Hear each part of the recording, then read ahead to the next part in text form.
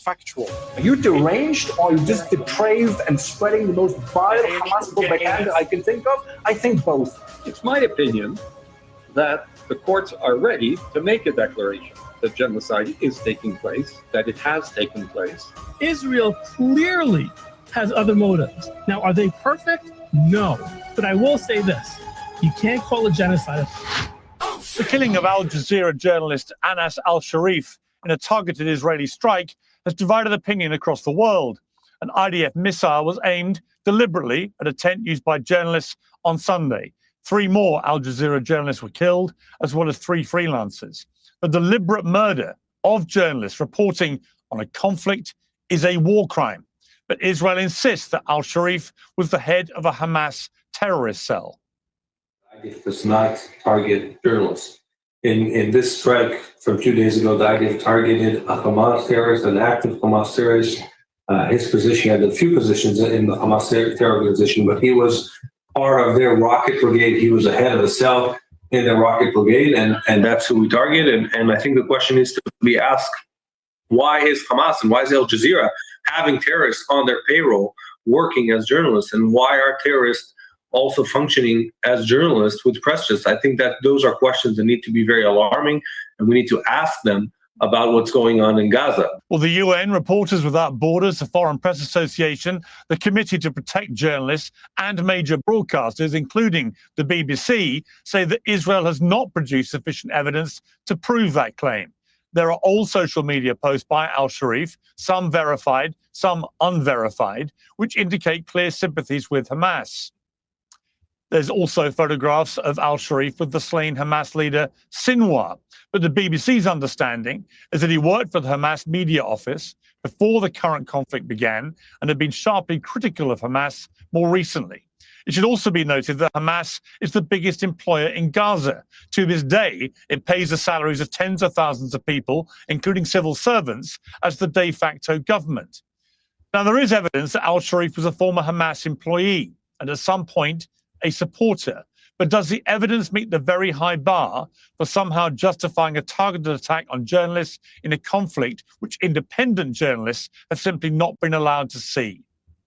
Well, joining me to discuss all this is the director of Al Jazeera 360, Jamal El-Shayal, and Middle East correspondent Yotam Confina. Welcome to both of you.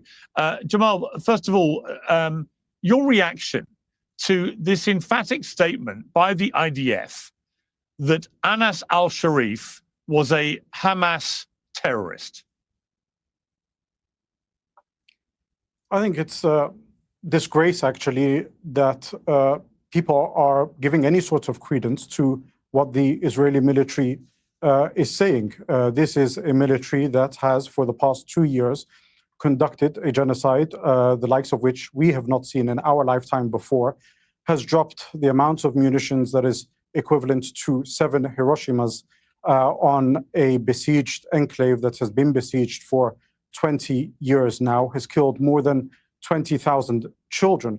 This is a military that has a history of killing journalists. This is not the first journalist that was killed. This is the latest in a string of journalists, actually, Piers. If we go through one by one, I'm not sure if we have enough time to go through simply the 270 plus journalists that have been killed in the past 2 years alone. But I want to highlight just a few of those that have been killed over the past 100 years, either by Israel, the Israeli military, or by Zionist terrorist organizations. Zionist terrorist organizations here, I'm borrowing the phrase used by the British government and the BBC back in the early 20th century, when there was some sort of credibility amongst establishment media and the British political system. Let's go as far back as 1924, when at the time there was an anti-Zionist Jewish journalist who was Dutch by the name of Jacob Israel de Haan, who was killed by the Haganah, which was one of the key groups that actually formed the Israeli military afterwards, because he wrote anti-Zionist articles in 1924. Let's go into this century when we're looking at Raffaele Cirello, who was an Italian photographer for Corriere della Sera, who was killed, murdered in Ramallah in 2002. Or let's look at Shireen Abu Akleh, an American Christian who was sniped by the Israeli military the day they wanted to go in and commit more crimes in Jenin, in the West Bank. And not only did they not rest at murdering her on camera, they decided to attack her funeral in front of the world because of the impunity that Israel has. Let's look at the beginning of this genocide in 2023, when they killed Reuters journalists on the border with Lebanon. And they killed Isam there and blew off the legs of Christina Abiasi.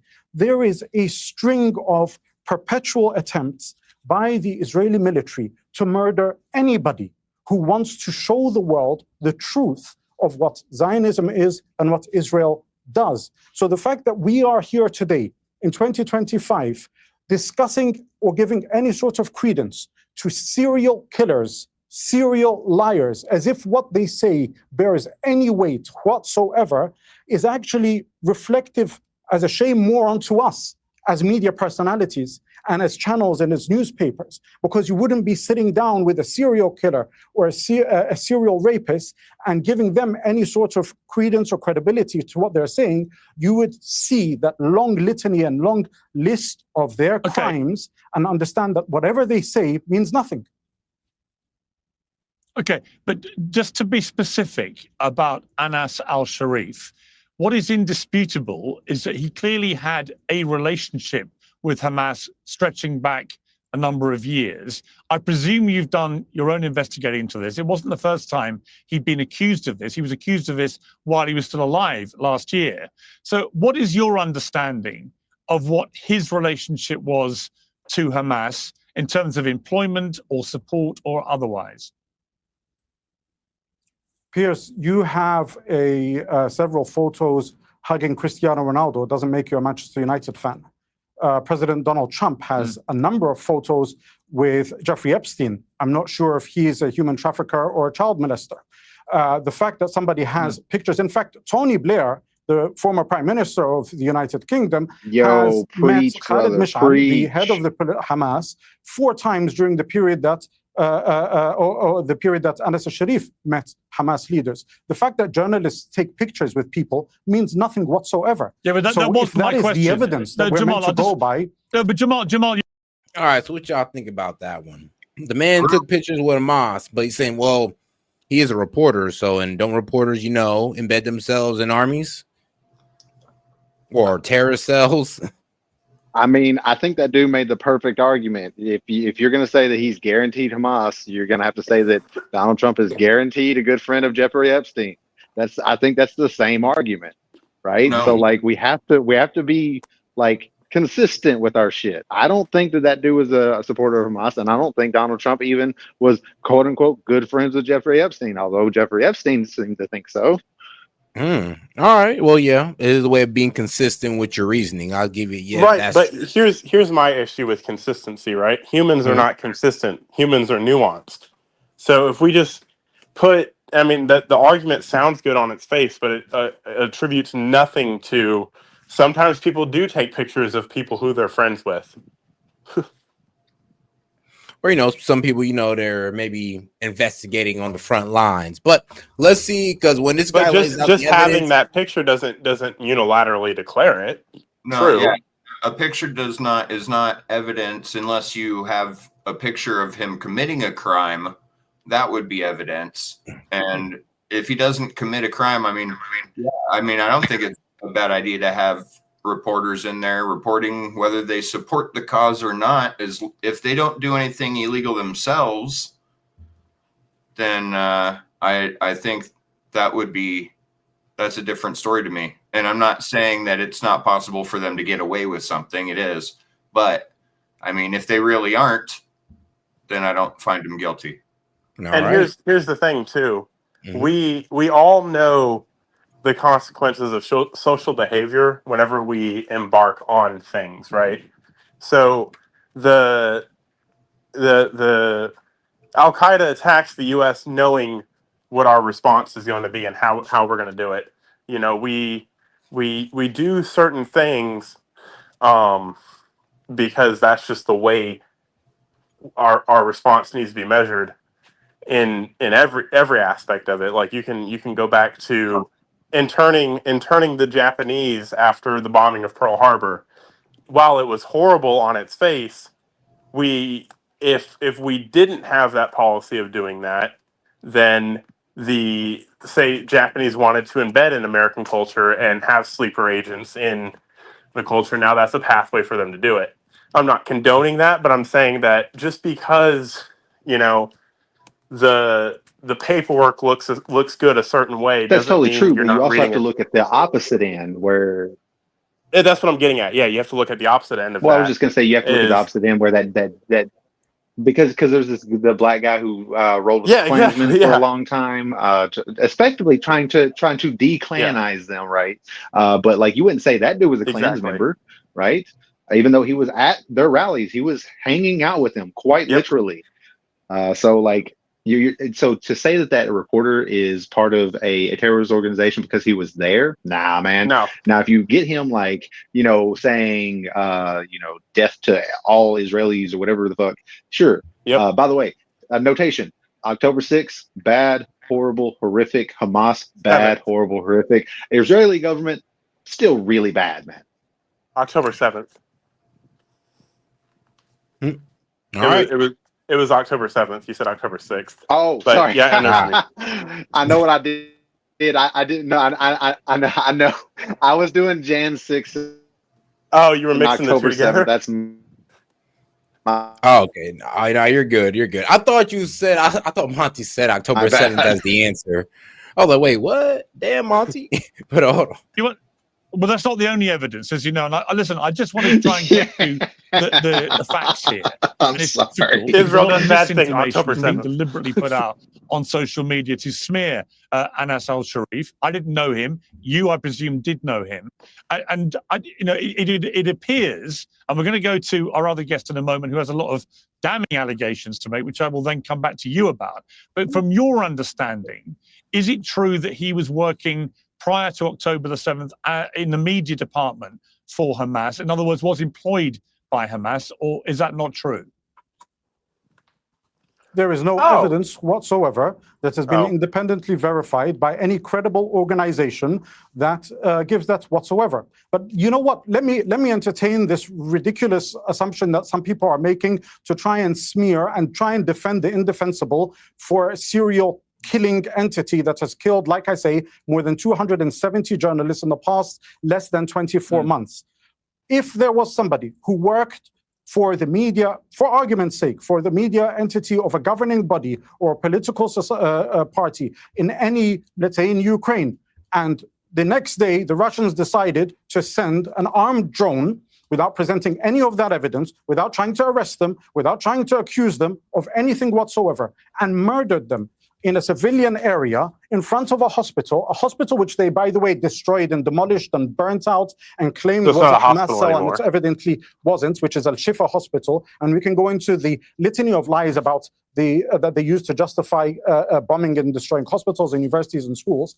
Is that justifiable? The fact that we're even having this conversation is bizarre to me when we are watching live streaming of a genocide that these journalists have been risking their lives in this ridiculous hope that the world will wake up one day, and see that our collective humanity is being massacred by an unhinged group of people who, because of their impunity and because we've drunk the Kool-Aid for the past 70, 80 years, and because mainstream media in the West has gone along with it, they can get away with anything. So the fact that this discussion even is taking place is bizarre. Well, if you're stressed about y'all, I mean, dang, he said we all drunk the Kool-Aid to what? Visualize that Hamas is a threat? I mean, here's the thing now. I'm not going to say that Hamas is the blame for everything that's going on. Cult. And it was Flavor Aid. It was fucking Flavor Aid for the last time. Please stop saying I get say you already bought your Kool-Aid. I ain't hating on you for that one. But like the people who are just referencing it, please, for the love of God, get it right. It was Flavor Aid. Are you arguing semantics over a cult? Yes, he is. That's at No, least 2 I'm Kool-Aid saying packs. that Kool-Aid got a bad rap for nothing. I'm saying Kool-Aid got bad raps for nothing, right? Flavor Aid was the fucking reason that they all died, and then Kool-Aid gets a bad rap. And shout out to the marketing director of Kool-Aid, Parabolic Curvature. Advertising. I do love me some Kool-Aid. You right, red flavor. Hey man, shout out.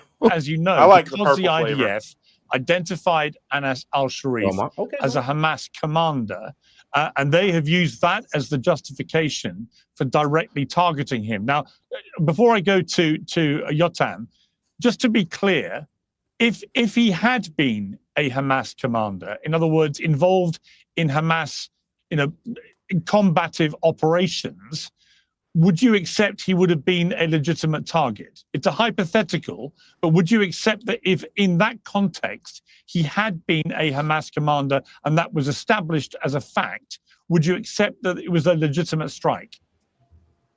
Piers, if you don't mind, because if we go into hypotheticals, it's never ending.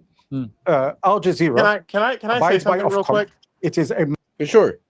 So I like, as much as I agree with free press and all this fun shit, all of these issues about quote unquote war crimes and fucking horrible fucking things that are getting sensationalized over and over again is because the media is whatever side they're on is painting a narrative.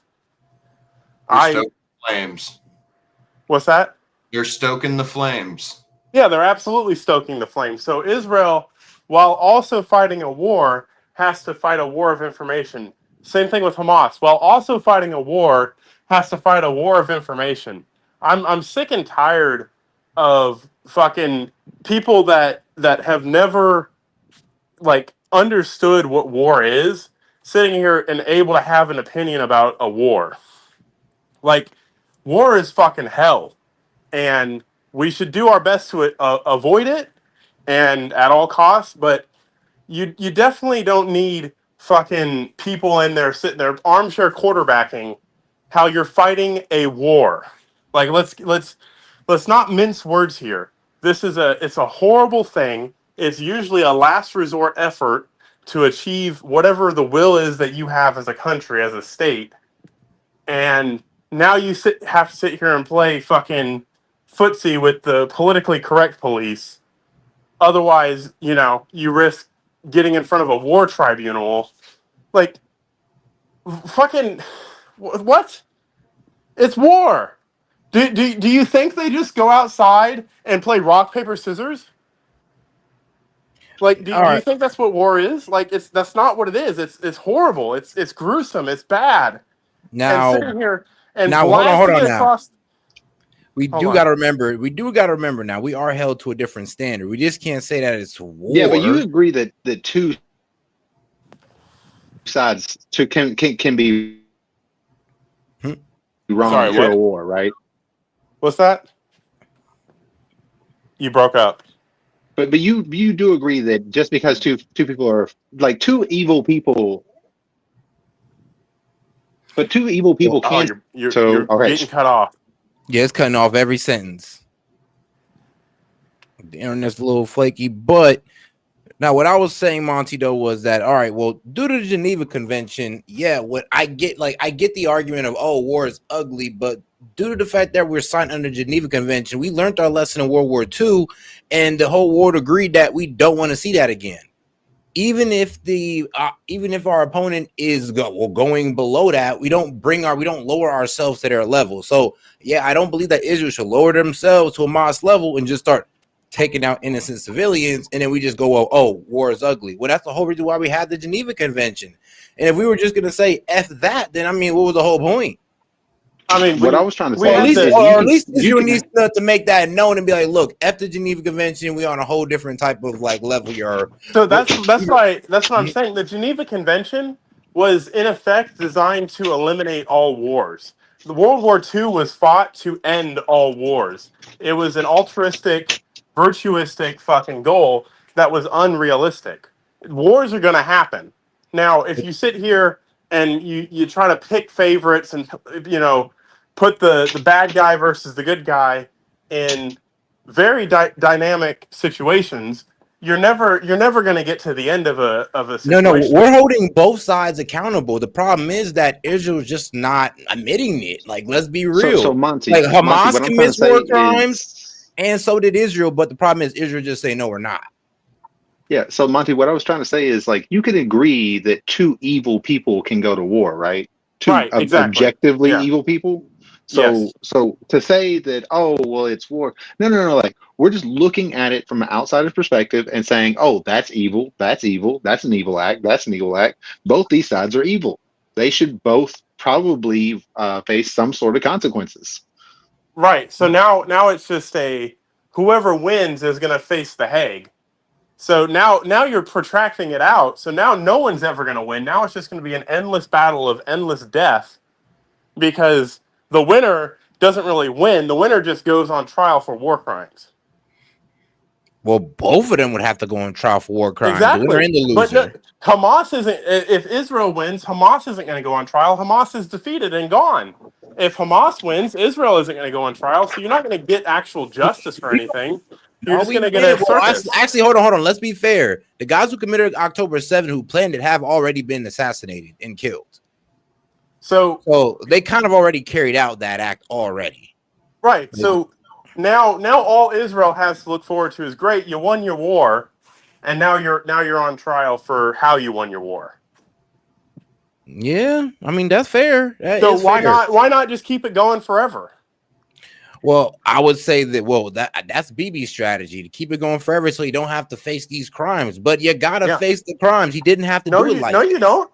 He can protract war out until he gets assassinated, and he will never face his face justice. Now, Monty, but can we at least agree that he definitely could have done it different, to where he wasn't racking up war crimes left and right? So, and that's another thing. Like, the definition of a war crime is just getting thrown out. Like, he's talking about a hospital. The fucking hospital he's talking about is a pile of rubble. No patients are at that hospital. So he's just saying, oh, a hospital, just trying to edge up the fucking war crime propaganda. It's not a hospital. It's a fucking pile of rocks. It's been bombed to fucking shit. It used to be a hospital, Monty. Damn.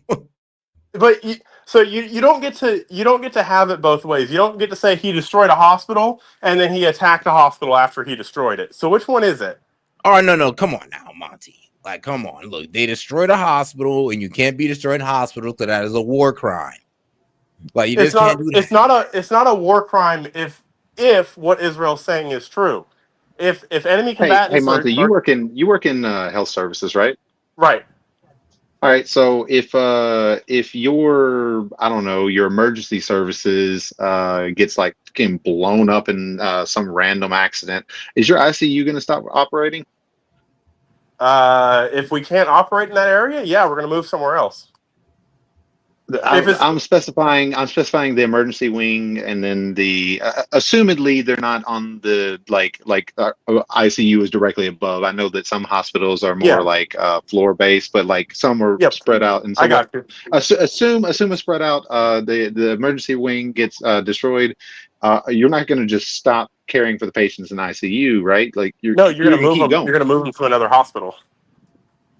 As soon as you can, sure, I'll give you that. But it's still a hospital, even though that emergency wing got blown up, right? Right, but what we're talking about is not just the emergency wing. We're talking about what was a hospital is now a pile of bricks. All right, hold on. Now, I do got to read this out. Now, like I said, this is a war crime. Now, according to Geneva Convention, attacks on civilians and civilian objects. So, attacking civilian infrastructures like homes, schools, hospitals, and cultural sites. So here's the thing, right? By that definition, you cannot suppress any insurgency, because you would have to go into civilian homes, because the insurgents, that's the issue with having an insurgency, is now you've dedicated everybody as an insurgent. Now now this is where your argument kind of falls apart, because they was able to do this precision strike with Hezbollah, which is way more advanced than Hamas, They was able to do this precision strike with Iran that's way more advanced than Hezbollah Right. and Those Hamas. weren't insurgencies. Those were not insurgencies. They had they did. They had Mossad all in there. No. So okay, Set. So an insurgency is when the people, the civilians, are taking up arms against an occupying force. That's the definition of insurgency. But Hamas is taking up arms, not the Palestinians. So we'd have to determine. But as soon as you have one Palestinian dad that's not a part of Hamas as the military organization pick up a rifle, now he is considered an insurgent. Now the Geneva Convention, he technically violated the Geneva Conventions. Like the same way everybody talks about America having all these guns and we can repel any military force. But Monty, that's a hypothetical. Like you cannot prove that they're actually doing this. Right. We can't prove that they're actually taking out civilians, but you can't prove that. Well, these Hamas men who are fathers are just putting rifles in their sons' hands. So you can. I feel like we should get some Canadians in here if we're going to talk about war crimes for this long. But what I'm saying is the generalizing overtone of all of this basically indicates that you're not allowed to go to war. Essentially, no, you can. You don't gotta bomb hospitals to go to war, Monty. Like they're not just bombing hospitals. They didn't say they didn't put a fucking battle plan out and said, "Oh, these are all the hospitals. This is where they help people. Let's fucking shell those first." No, but they did bomb most of them. That's the problem, and they bombed the school. And home, 70% of Gaza leveled. Like you just can't say, "Oh yeah, well, I mean, if you can't do that, I guess you just can't have war." You don't have to do that. So no. That's not what I'm saying. Okay. I'm saying, so if we got attacked, if Cleveland, Ohio was under attack right now, and fucking North Korea was just shelling the shit out of the fucking whatever military infrastructures in Ohio, are you gonna go to school? Are you gonna go to the hospital? No, you're not going to go to the fucking hospital. You're going to stay your fucking ass at home. So it depends. How long are they doing that for? So let's say it's protracted out years. Let's compare then you have to go to the hospital at some point in time. You have to go to school sometime, right? Like you can't just say, "Oh, well, because like I have the potential to die." Dude, I have the potential to die on the road. Doesn't mean I'm going to stay home all the time. We're not imagining it like they go to school the same way we do. Yeah. Wait, what does that mean? Well, okay, hold on. What do you mean they go to school the same way we do? Meaning they've been ducking bullets for so long that they haven't had the same luxury of the way our school is. I mean, well, that's true. We hear they're bombing hospitals and we think fucking Tacoma General is getting fucking targeted. I hear they're bombing hospitals and I hear fucking there's a MASH camp somewhere over here treating fucking wounded, and Israel just fucking lights up an airstrike because their artillery wing is right fucking next to it on the same area. I mean, here's the thing though, because so remember when they bombed the hospitals, they're talking about tunnels, right? And here's the thing: why would you bomb? Because Israel got bunker bombed, so they don't have to actually bomb the buildings on top of these tunnels. And how I know Israel got bunker bombs because they used them against Hezbollah recently. Even past the bombing of the buildings themselves, which is in fact a war crime. What about the whole the Geneva Convention rule where you're not supposed to shoot someone who's unarmed? Right. Oh yeah, and that would include missiles, right? You're supposed to, right? So so anybody who's unarmed, this is why I would keep talking about the Canadians, because they are the reason why that rule was being enforced. Yeah. They'd be going around just slashing people's necks, like, "Oh, I'm gonna make sure you did." What I'm saying is basically like the act of like striking a hospital or a residential home, regardless if there were insurgents in there, if there were any civilians, any people who aren't armed, that within itself is a war crime. Even one. I believe that's incorrect. That's just what you call collateral damage. No, bro. That's not collateral damage at a certain level. No, my At a god! Because certain level. if you're hiding your munitions behind civilians, that in and of itself is a war crime. Monty, so you're Then telling me you if a got to find terrorist a hides way. inside an American hospital and we blow up the entire hospital, that's collateral damage? That's a little bit different. America's not fucking at war with itself No, right but now. it's them, Even but it's even basically if the there's same one situation. doctor in that American hospital, that is a fucking war crime. That's happened all throughout history. Fucking civilians have died in war. That's the reason you have a civilian death count. It doesn't Yeah. make it right though. And here's the thing: we compare the civilian death count to all right, let's go for the argument of how they call this like the Holocaust. Remember, Israel's like what 6-9 million people strong. 1,200 people died, and they're talking about Holocaust. Okay, well, what do we think about 2.3 million Palestinians, 60K dead? Confirmed. We don't even know about the rest of it, missing under rubble. I mean, so again, we're going back and we're trying to pretty up what is a war, and we're trying to take sides by labeling the other as war criminals. Now, while you can attribute your definitions to fucking any I'm saying both conflict. of them are war criminals, my Both. guy. Yeah. I'm saying both of them. both. Well, like, So what I'm we picking ain't and saying one choosing. side. I'm saying both both of them. They need to go down. And The that's Israeli government the argument. specifically. That's the argument that I'm making. I say fuck Israel and fuck Hamas, honestly, because it's past the point of who's the good guy and who's the bad guy, and to sit here and try to put any sort of pressure on one side of the argument or other, I think is disingenuous. I think it is just an atrocity. Well, the reason why we put it on Israel is because they did sign under Geneva Convention. They put their signature on it. They put their word that they wouldn't commit these war crimes, not Hamas. And we're not supposed to lower ourselves to terrorist level. And they have the military capability to handle this in a way more strategic way. Like I said, what they did with Hezbollah and Iran. That's a good point, Set.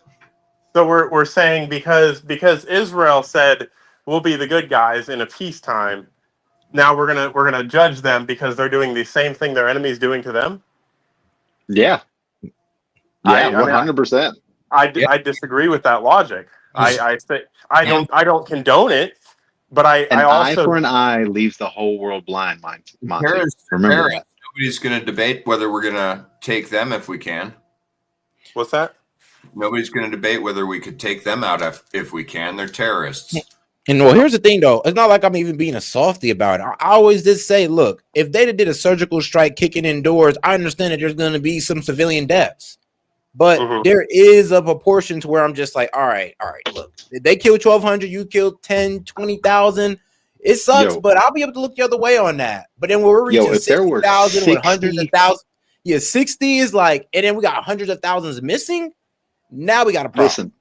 Listen, if all 60,000 were confirmed to be Hamas, I would just sit there and laugh. Like if all of Hamas was like this decimated, no civilian deaths, I would sit there and laugh, right? I would be like, good job, Israel, high five. But that's not what's happening. No, the reality of the situation is they are literally killing civilians to get to these terrorists. Yeah, and that's horrible. But to sit here and put all of the onus on the fucking developed country over fucking Palestine, who's doing the exact same thing, is bonkers to me. Like we're all humans, and I don't fucking care what someone said in The Hague fucking 80 years ago with their altruistic fucking ideas. This is fucking a war, and none of us are over there fighting it. So like I can armchair quarterback all fucking day long. We are supporting it though. I don't think we're supporting it, but oh yes, we are. Trust me. I mean, economically, we are. The bombs we drop on them are built in America. Yeah. Biden and Trump have both given money.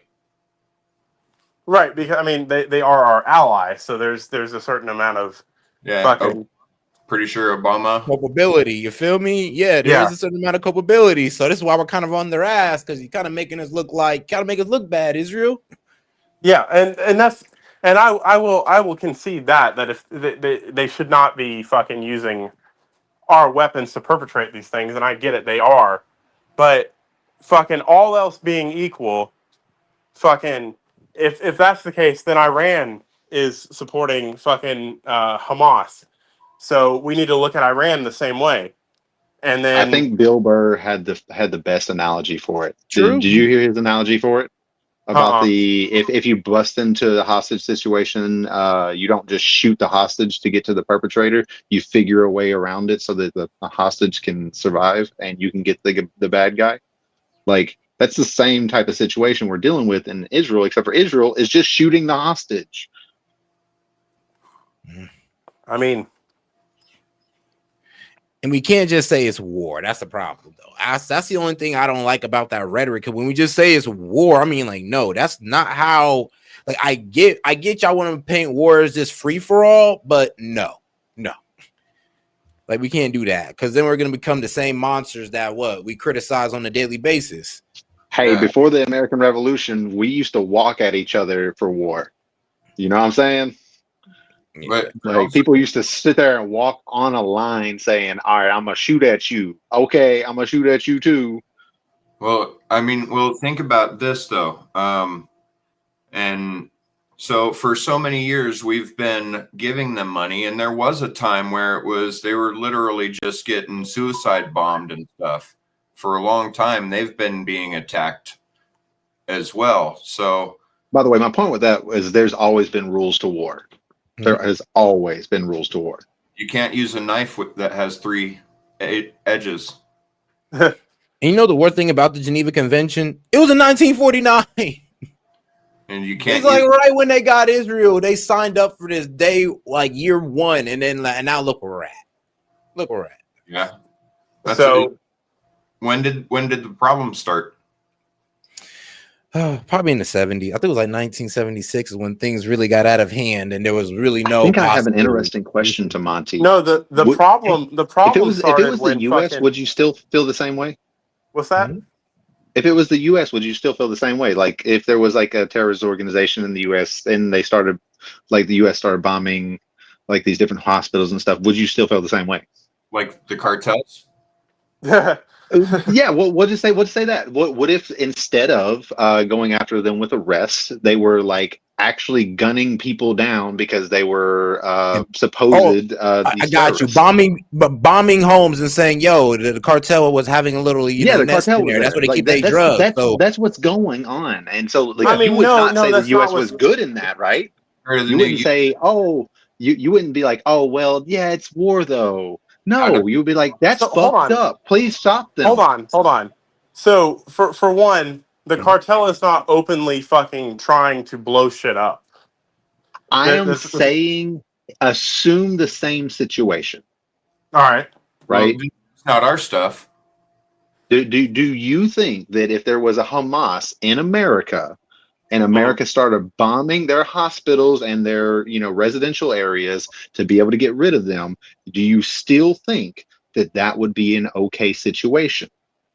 Well, we wouldn't let it do that. We'd wipe them out in a day. No, I really want Monty to answer this because I think that will either show a disconnect or like really shore up like a thought that I think he has. So here's how I take that, right? So I'm just imagining fucking every detail that can go into this, right? If there is a terrorist organization that takes over fucking, let's just say they take over Oregon, right? And fucking they're trapping people in there, and because that's what Hamas is doing and that's what Israel's doing, and we just fucking put a wall around fucking Oregon and then just start shelling the fuck out of Oregon because fucking evil terrorist fucking XYZ organization is there. I see where you're going with this, like where, there's still civilians in there, and I do not think that that's how we should handle that situation. So we should hold them to that same standard. However, hold on. However, I can never assimilate the two together because we have not been at war with Oregon for 80 years. Yeah. Okay. I'll agree with you. I was just saying, like, just put American lives in that situation, and I think that your tone shifts a little bit. Absolutely, it does, because it becomes personal, and you put my emotions into it. I don't think fucking my emotion should play a factor into it. You At kind of that point, I'm too close to it.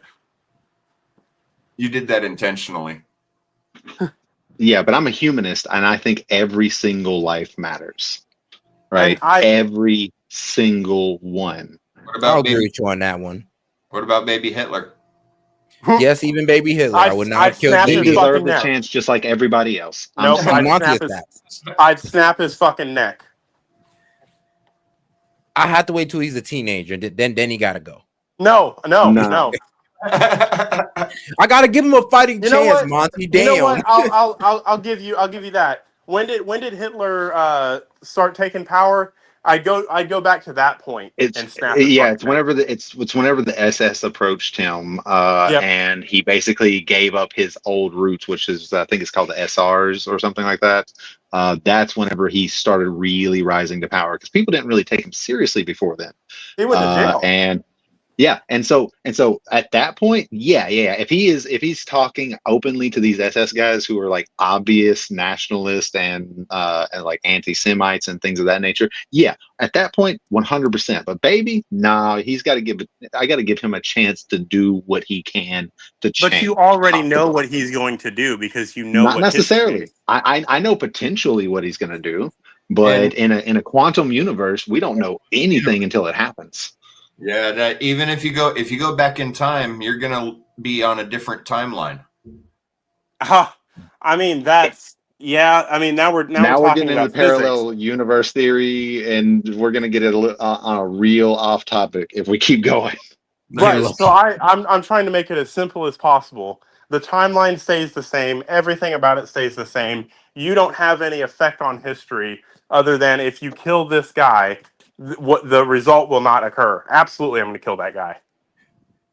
Well, everything doesn't stay the same then, because we don't have everything changes. conventions and so everything can't stay the same. Like it's a grandfather fallacy, right? As soon as you affect history, that's when it changes.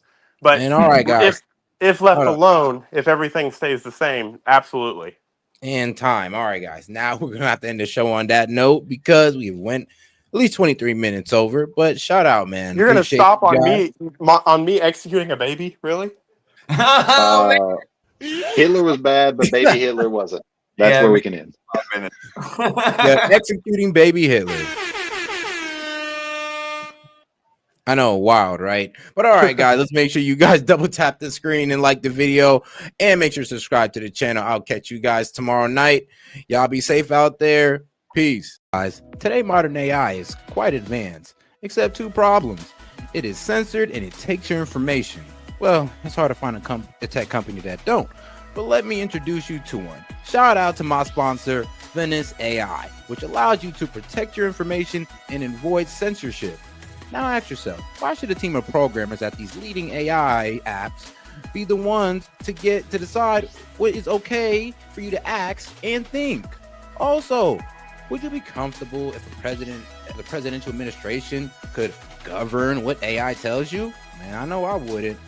But also, while you think about that, did you know that, let me tell you this, it's gonna be crazy, but ChatGPT has a former director of the NSA sitting on their board right now, guys.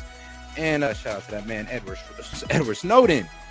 He called this a willful, calculated betrayal of the rights of every person on Earth. And we all know how Alexa is. Alexa listens to us and recommends products based on our conversations.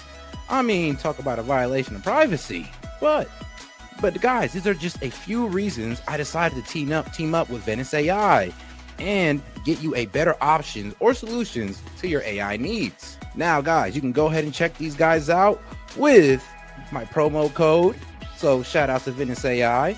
Now, if you want to use AI without fear of handing over your most intimate thoughts to a corporation or government, you can get 20% off a pro plan using my link, ZOINIST AI SET, and use the code SET. Man, so shout out, guys. So make sure you guys use the code. Put it up one more time for you guys right there. Once again, guys, want to go ahead and have unleashed AI, uncensored AI.